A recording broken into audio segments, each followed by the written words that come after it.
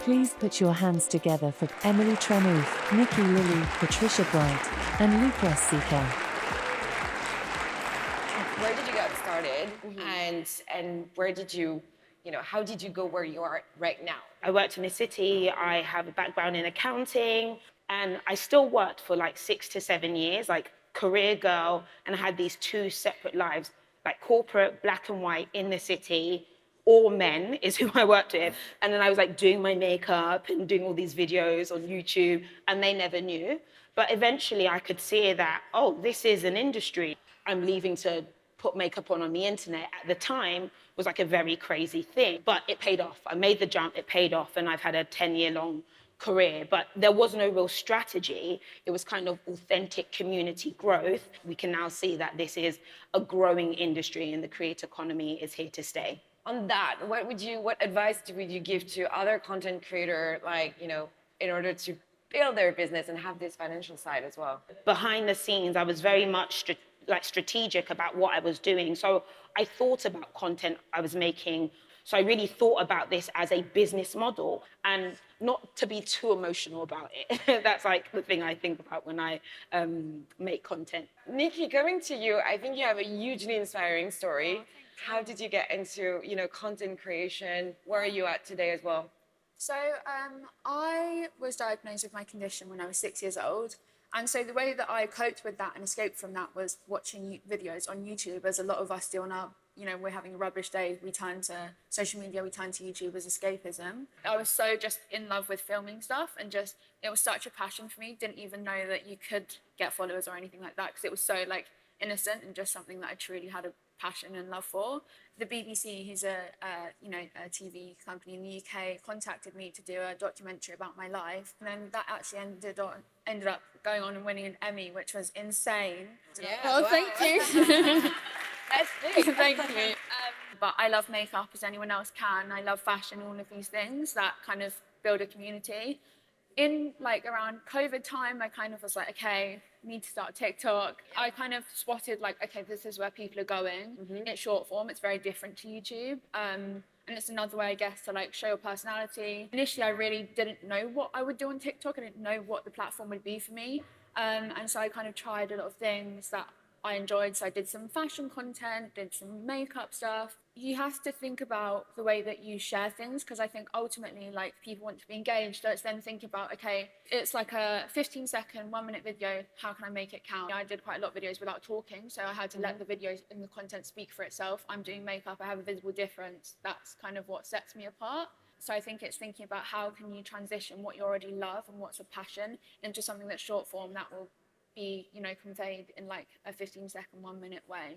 It's so trial and error. Yeah. I think practice is everything. It's an evolution, it's an actual progression. So also see what people engage with, people don't. I think it has to be a mixture of seeing what works and what people enjoy, but also what you enjoy. It's practice, it's trial and error, it's a process, How do you manage to be authentic while you're actually promoting products?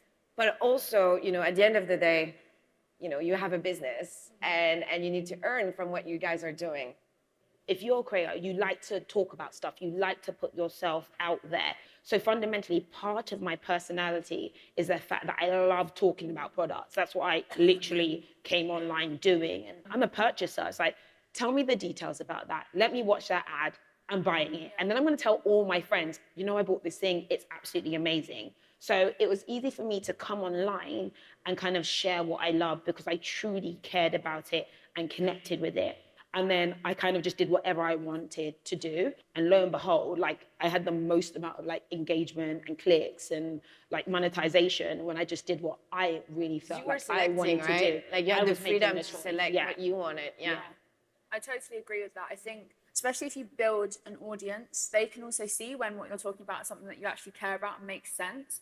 Being honest and transparent is everything, and choosing brands that you actually are passionate about and will make sense for you to be talking about. So for example, if you do makeup content and then you're working with a makeup brand, that's something that's so easy for you to talk about and implement, because it's something that you're passionate about and you love. People realize that, especially these days, that this is a job and we have to make money from it, and a big way is through doing those brand deals and those contracts and things like that. And so I think they respect that, but I think it's all about, starting with leading with honesty and leading with transparency. Emily, you worked, both on brand agency side as well. How has the industry evolved? When I first came into this, it was really tricky to even convince brands to invest in influencers. So, we've come a long way. And now, as Amazon, we're putting on this huge event for creators. It's a really nice sort of 360 moment looking at how far we've come. I think the industry is evolved in the sense of validating how and why we should partner with creators. And before, working with creators was really seen as like a nice to have kind of add-on. Maybe we'll do a creator campaign on top of, TV and other stuff. And now it's just a must-have. And we're seeing creators and brands like you guys as well, working across such a different sphere, whether it's TV commercials, books, using influencers as models in shoots. And we're seeing, creators as, in billboards now. That's a huge shift from where we've come from kind of one post and a blog post maybe sort of in early days. So it's been really exciting. But I think the biggest shift has really been that kind of validation piece. Yeah. From a creator perspective, what do you look at, to understand if your audience, like the products that you're recommending, how do you use that data? And then, how do you think brands are using this kind of measurement as well? Like, it's a balance between following data and following your heart, right? I read comments. I also look at, what's going on in society, what could be valuable for the community. And I'm going to create against that versus just how many people click this link and how much money did I make? Like, it's not a good measurement for long-term growth. And I think if you naturally link and naturally have good engagement, then the brands are going to get the output that they want anyway. So my measure is much more emotional. But like, there's still something in it that we kind of have to feel to really get it out there and to create from something that isn't just data. But I think that's more important if you consider yourself to be a creative, which I think a lot of us are. You, Emily, what do you think on a brand perspective? What's the shift? We love data. And I think it's a really hard balance, right, between justifying why we're doing what we're doing, because everything that we do, we spend and we invest a lot of money in. So we have to justify, what's the value of this for brands? But then on the same side, not like holding creators against their will, saying sell. So we're trying to understand, how do we communicate that to other people to say, well, look, a post might go viral. It might also sell out of a product, but sometimes it's really hard to predict when and what that will be. The biggest thing now that we see is the strength of the community, and the relationship with the community is where you see the best results. And sometimes that isn't, based on follower count or... It is not. I want to say it out loud. It is not. Yeah. It's super interesting to see the shift and how we can, manage and balance. And that's also the reason why we're doing this kind of, events to meet all our creators, because behind the data, there are people. Patricia, you've worked with Amazon for a few years now. Can you tell us a bit more about kind of like your experience? It was great because they really gave me freedom and also guidance. Creating something myself was a really, really good journey into working out what my community wanted. And I think this is, for most creators, if you've got an engaged audience, they actually want things that you create. And I think that's just where the world is probably going to be going as a creator. And then again, using the influencer program, I think the value in it is so amazing in terms of the shop, the storefront that everyone talks about, just so valuable. Just knowing that there's an easier way to kind of generate those links, put it out there, have it in a storefront, share with my community, that's just a great tool. What did you learn that for your business in general?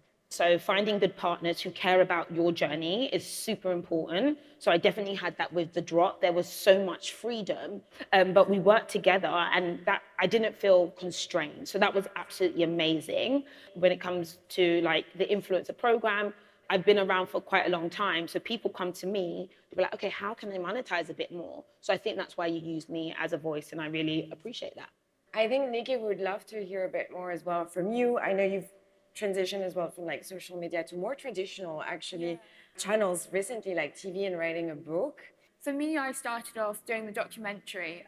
ultimately mainstream media and TV isn't what it used to be. Not everyone logs on to TV every night and watches something. It's like, okay, I'm going to watch YouTube. I'm going to watch, another streaming platform. So I think it's definitely in the future to see more people from social media on TV. But would I say it's the future? I mean, I think there's a lot of people that TV wouldn't work for them. So I think it really just depends on the direction that you want to go in. Yeah. But even like with the book, like that was something that made sense because of what I was doing the book about. I think a lot of the opportunities in social media will arise for you, and you want to just say yes to everything, but it's just making sure that it makes sense and it's an area you feel comfortable in, pursuing. Again, on the brand side, I think, Emily, what advice would you give to creators here who wants to partner with, on more project, but also with more brands? I think the first thing I would say is take the time to think about what about this brand aligns with me?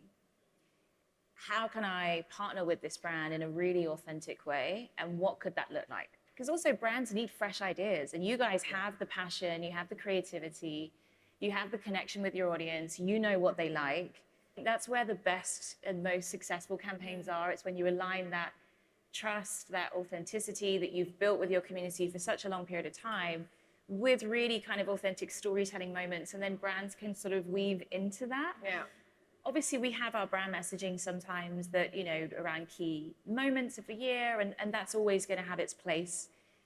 But for those bigger opportunities, I think that's a really nice way to come to something. I think it's a real collaboration. That's what you're saying as well, right? It's not just like either getting a brief or saying, I want to work absolutely with, this brand. I think it's finding the right messaging and the right angle maybe to make it work, but also so that it's exciting for, I guess, for people watching it, right? So it's not just another, hey, this is the product, but why? And it comes back to authenticity and sharing your true story. And it doesn't just have to be on social. Yeah. It could be, I'm writing a book and I'd really love to do an audiobook series with you, and then a podcast. And I think the opportunities are so broad now, but we need guidance still from you in terms of what's right for you. Because like you guys have been saying, TV is not right for everyone. Writing a book isn't right for everyone. So what you're best at and what your craft is, and how can you really co-create together? I think that's maybe that's the answer to our big question. What's the future of influencing? Is it the co-creation, guys? What do you think? The future is really depending on, as an individual creator, identifying what your key goals are, and then kind of having a strategy like to kind of push that forward. But I think when it comes to being a creator, it's kind of sitting down and thinking about, what do you want to do from this in the long term? And if you want to be famous, listen, be famous. That's great as well, like if that's the goal. If you want monetization, build a business, then you have to be a little bit more strategic about it. But the future is bright. There's a lot there. The future is broad and bright. On that note, guys, I would like to thank our amazing panelists. Please give them a round of applause. Thank you from all of us at Amazon for joining the Influencer Program and taking part in the first ever Amazon Influencer Summit in Europe. Until next time. Au revoir. Auf Wiedersehen. So long, peace out.